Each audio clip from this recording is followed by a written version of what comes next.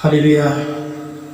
Salam damai sejahtera kepada semua saudara dan saudari serta kawan-kawan. Bertemu lagi dalam channel perkongsian firman Tuhan pada kali ini.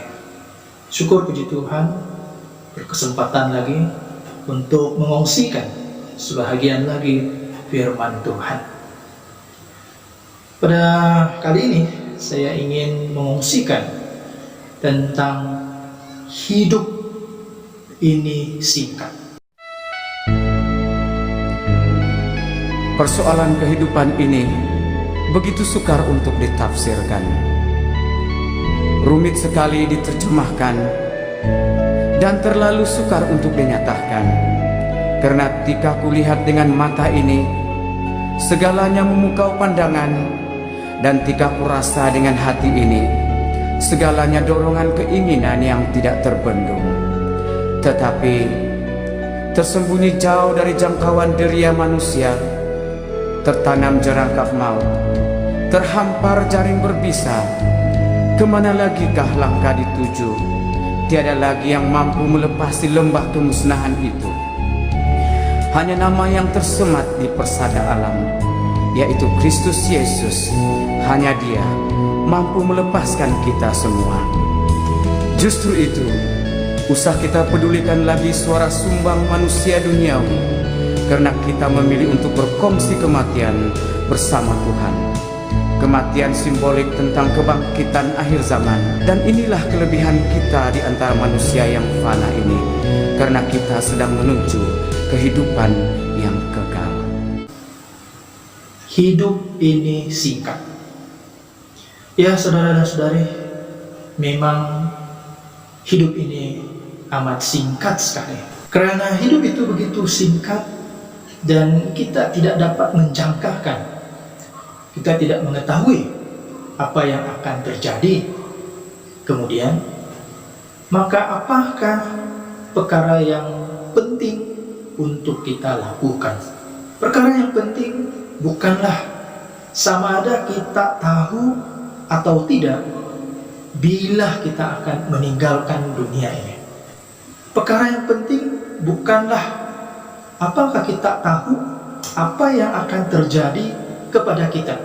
Ada orang tanpa berpikir panjang, dia berkata, saya suka kalau saya tahu bilakah saya akan meninggalkan dunia ini.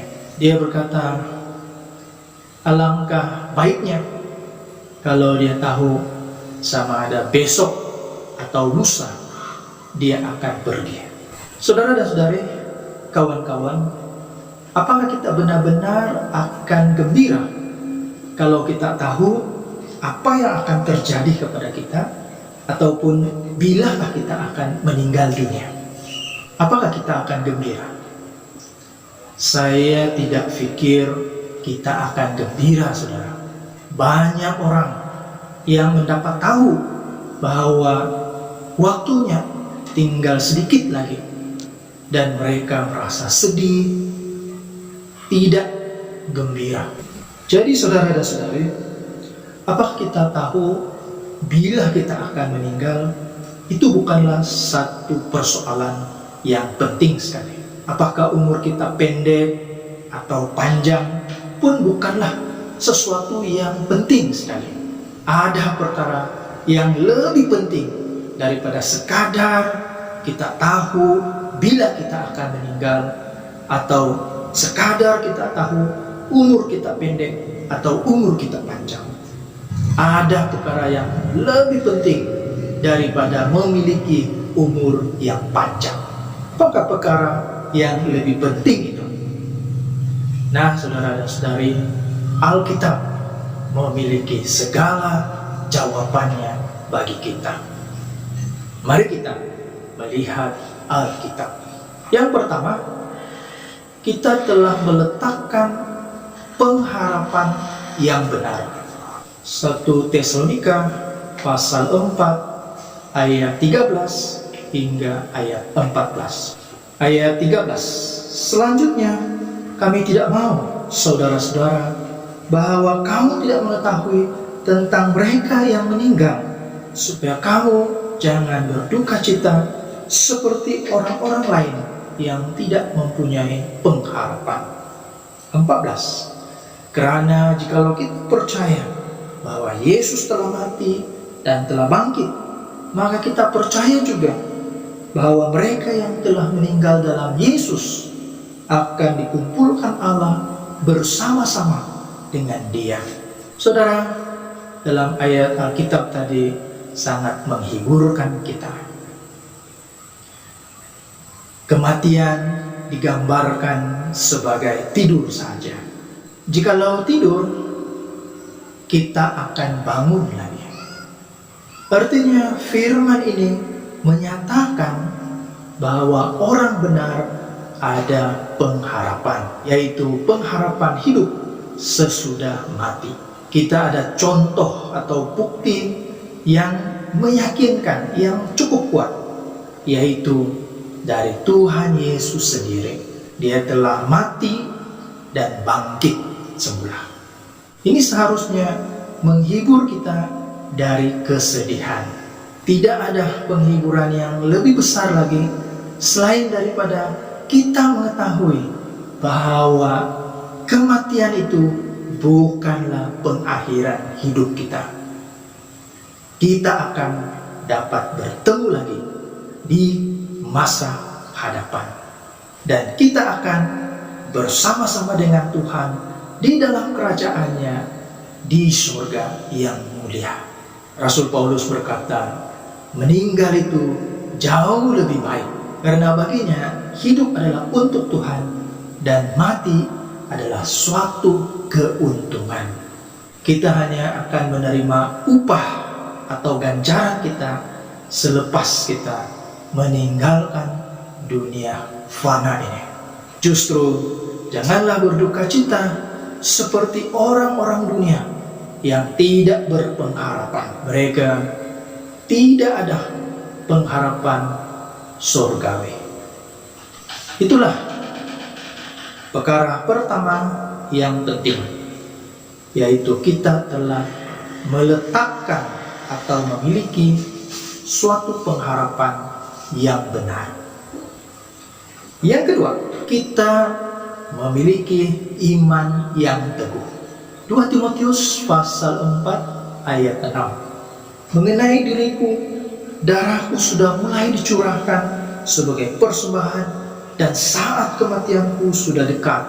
Ayat 7. Aku telah mengakhiri pertandingan yang baik, aku telah mencapai garis akhir, dan aku telah memelihara iman. Ayat 8. Sekarang telah tersedia bagiku mahkota kebenaran yang akan dikaruniakan kepadaku oleh Tuhan, hakim yang adil pada harinya. Tapi bukan hanya kepadaku, melainkan juga kepada semua orang yang merindukan kedatangannya.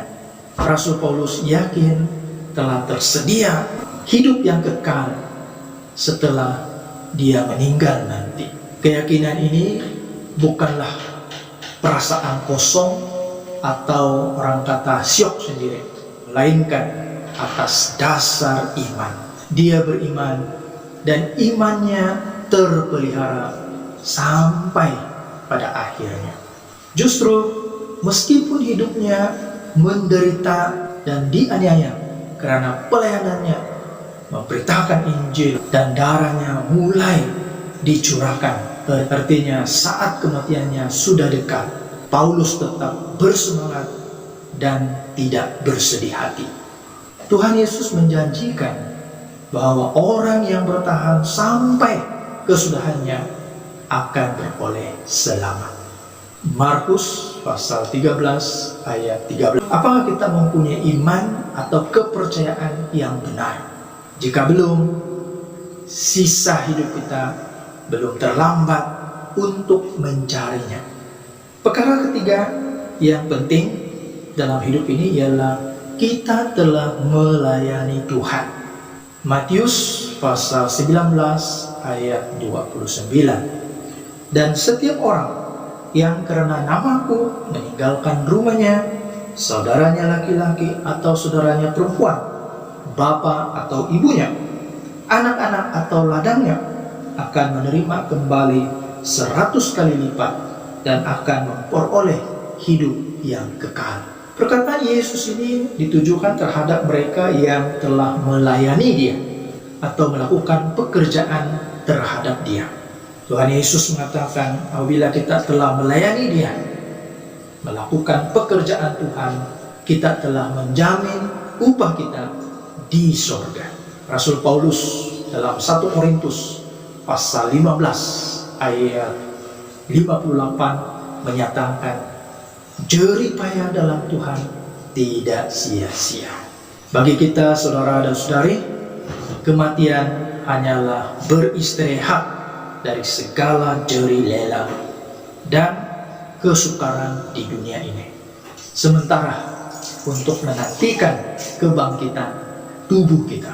Bagi kita, kematian adalah keberangkatan kembali kepada Bapa Surga. Wahyu pasal 14 ayat 13. Dan aku mendengar suara dari surga berkata, tuliskan, berbahagialah orang-orang mati yang mati dalam Tuhan sejak sekarang ini. Sungguh kata Roh, supaya mereka boleh beristirahat dari jerih lelah mereka, karena segala perbuatan mereka menyertai mereka. Baik, yang keempat, perkara yang penting ialah kita telah menjalani atau mengamalkan suatu kehidupan yang kudus. 2 Petrus pasal 3 ayat 11. Jadi, jika segala sesuatu ini akan hancur secara demikian, betapa suci dan salehnya kamu harus hidup. Saya tidak melihat ayat ini sekadar peringatan akan kesudahan akan dunia ini, tetapi juga merujuk kepada kesudahan akan manusia melalui kematian. Tidak cukup berbuat baik saja. Tidak cukup saya tidak berbuat jahat kepada orang lain. Tidak cukup saya giat di gereja. Tidak cukup saya percaya kepada Tuhan, saya berdoa. Tidak cukup, karena kekudusan itu adalah tuntutan Tuhan. Dalam kitab Imamat, Tuhan berfirman, kuduslah kamu sebab aku kudus. Baik, kita baca dalam Imamat pasal 19 ayat 2. Berbicaralah kepada segenap jemaah Israel dan katakanlah kepada mereka, kuduslah kamu sebab aku Tuhan Allahmu kudus. Jadi saudara dan saudari, tidak cukup kita hanya berbuat baik, tidak berbuat jahat kepada orang lain. Tidak cukup kita hanya percaya. Tidak cukup kita hanya berbuat kebajikan. Tidak memadai saya hanya membaca Alkitab. Tapi haruslah menjalani kehidupan yang kudus. Bebas dari hati yang jahat. Bebas dari motif yang tersembunyi. Berarti sepanjang hidup kita beribadah dan menyempurnakan iman dan rohani kita. Tidak cukup kita baik selama 50 tahun. Tidak cukup. Tetapi hendaklah sehingga kita meninggalkan dunia ini, kita harus menjalani kehidupan yang kudus sepanjang umur kita. Baik, yang kelima, yang terakhir, yang sangat penting, kita telah menunaikan atau melakukan kehendak Tuhan. 1 Yohanes pasal 2 ayat 17. Dan dunia ini sedang lenyap dengan keinginannya, tetapi orang yang melakukan kehendak Allah tetap hidup selama-lamanya. Saudara dan saudari, kita tidak dapat menghindari kematian. Kita tidak dapat mengelakkan kehancuran dunia ini. Kita tidak dapat mengelakkan kematian yang tiba-tiba. Tetapi satu perkara yang penting ialah kita telah melakukan segala kehendak Tuhan. Setiap orang yang telah melakukan segala kehendak Tuhan akan beroleh keselamatan. Satu daripada kriteria untuk diselamatkan oleh Tuhan adalah kita telah melakukan seluruh kehendak Tuhan. Ingat, bukan yang kita suka saja, bukan yang ringan-ringan yang kita boleh pikul saja atau yang kita boleh pegang saja, tetapi seluruh kehendak Tuhan. Apakah kehendak Tuhan itu, saudara? Banyak, tetapi ringkasnya kita percaya kepada Tuhan, kita percaya kepada Injil Tuhan, Injil yang benar, kita bertobat, dibaptis, dan kemudian kita menuruti segala ajaran Tuhan. Segala ajaran Tuhan dalam menjalani kehidupan kita. Ini sangat nyata didedahkan oleh Tuhan Yesus sendiri dalam kitab Injil Matius pasal 7 ayat 21. Bukan setiap orang yang berseru kepada Tuhan, Tuhan, Tuhan akan selamat, melainkan mereka yang melakukan kehendak Bapa yang di sorga. Jika kita telah melakukan segala kehendak Tuhan, kita tidak ada penyesalan lagi. Sebaliknya, kita akan penuh penghiburan karena kita tahu kita sudah melakukan seluruh permintaan Tuhan, seluruh ajaran Tuhan. Jadi pastikan kita telah menuruti segala ajaran-ajaran Tuhan itu. Barulah package keselamatan kita itu sempurna, lengkap. Semoga diberkati dengan firman Tuhan ini. Amin.